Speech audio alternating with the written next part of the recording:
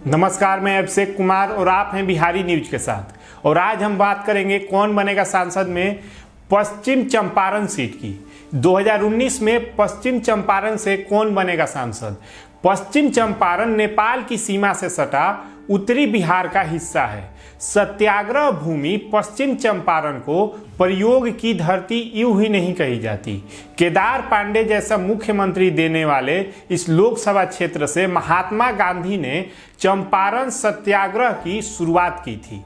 महात्मा गांधी की कर्म भूमि चंपारण लंबे समय से सियासी सक्रियता का केंद्र रहा है। 2002 के परिसीमन के बाद 2008 में वाल्मीकि नगर और पश्चिम चंपारण के दो अलग अलग सीटों के रूप में अस्तित्व में आई। इससे पहले पश्चिम चंपारण का अधिकांश हिस्सा बेटिया सीट के तहत आता था।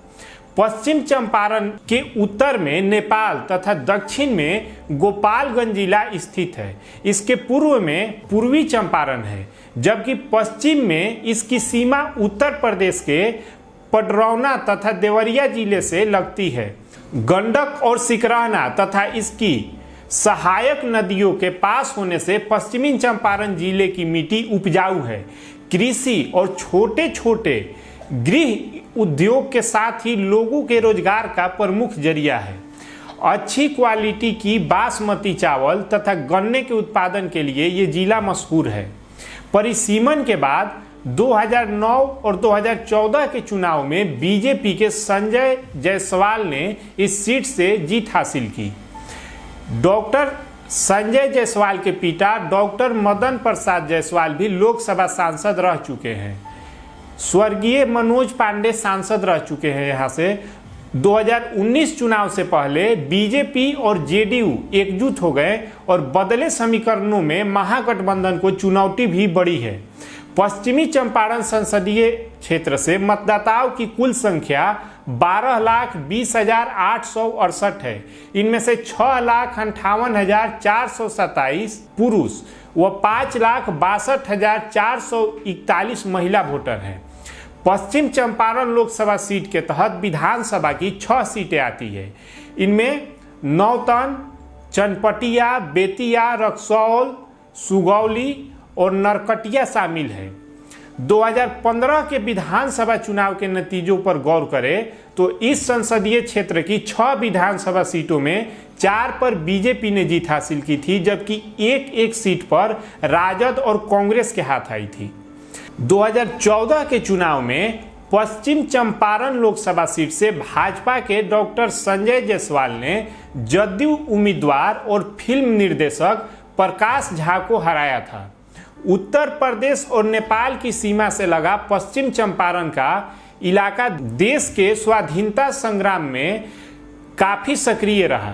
पूरे चंपारण में ब्राह्मण मतदाताओं की संख्या भी बहुत है।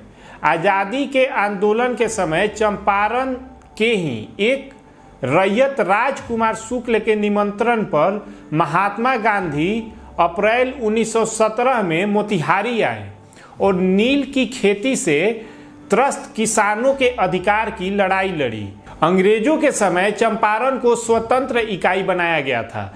प्रशासनिक सुविधा के लिए 1972 में इसका विभाजन कर पूर्वी चंपारण और पश्चिमी चंपारण 2 अलग अलग जिले बना दिए गए।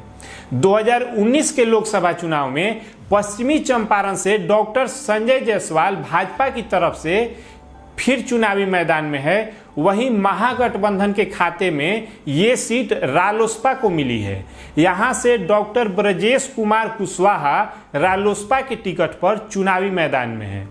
इस सीट से महागठबंधन की ओर से टिकट नहीं मिलने पर बाहुबली राजन तिवारी ने निर्दलीय लड़ने का ऐलान किया था, लेकिन आखिर में वे बीजेपी में शामिल हो गए।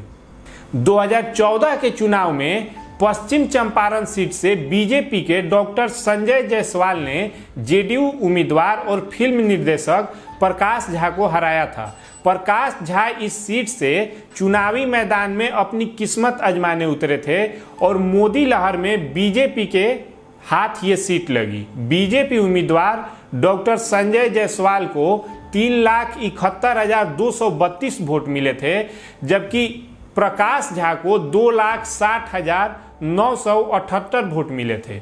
वहीं आरजेडी के रघुनाथ झा को 1,21,800 वोट मिले थे। डॉक्टर संजय जायसवाल 2009 के चुनाव में भी इस सीट पर जीत हासिल कर चुके हैं। वहीं अन्य पार्टी से अन्य उम्मीदवार और निर्दलीय उम्मीदवार भी चुनावी मैदान में है।